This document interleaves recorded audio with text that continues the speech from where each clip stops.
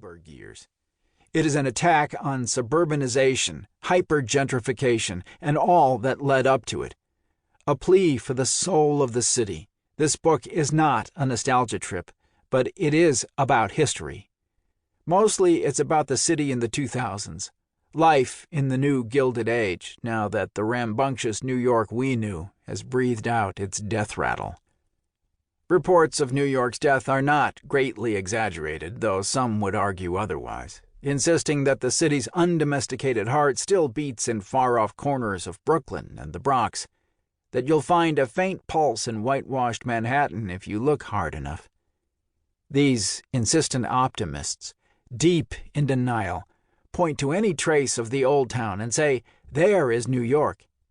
Yes, there it is, but it's only a remnant, a lone survivor from an endangered species rapidly vanishing.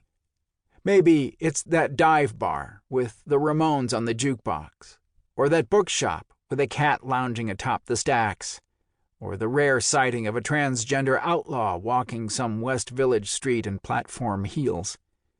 It's like finding a polar bear sweating on her melting chunk of ice, and then denying that the world is cooked because, hey, there's a polar bear.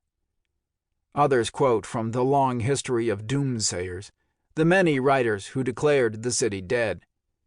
The complaint that the real soul of Manhattan has already expired is a long-standing one, perhaps as old as a 19th-century Knickerbocker's pining for a mythological Dutch past, writes Brian Waterman in The Cambridge Companion to the Literature of New York. That's true. But has the complaint ever been made by so many, so relentlessly, and with such passionate certainty as it is today, and with so much evidence to back it up? Novelist Caleb Carr called the massive change to the 21st century city a regrettable, soul-sucking transformation.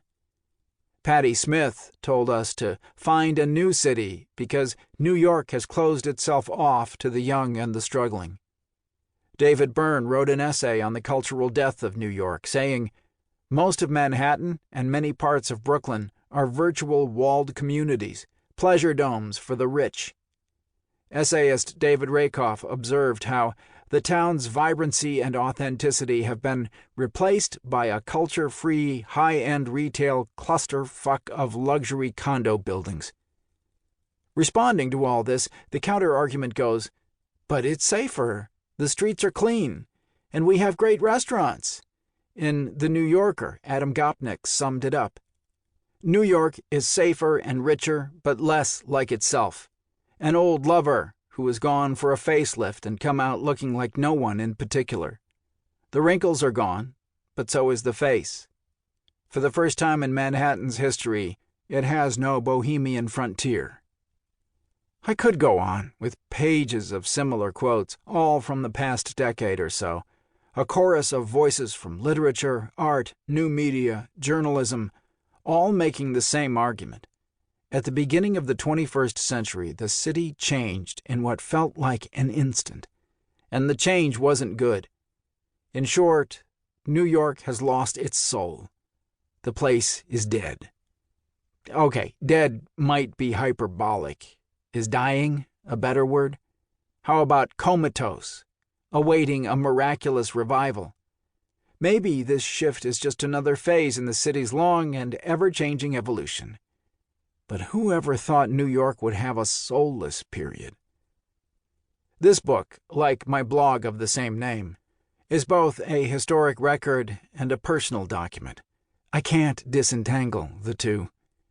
As a historic record, it is filled with facts, many gleaned from newspapers, books, magazines, and blogs, as well as first-hand interviews and my own experiences.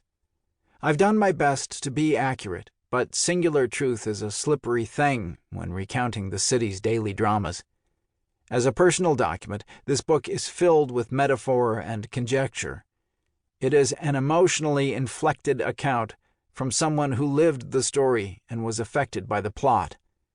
Let's not delude ourselves with fantasies of objectivity. How can anyone be objective about New York? It's not a souvenir snow globe or a designer coffee table. It's a living thing.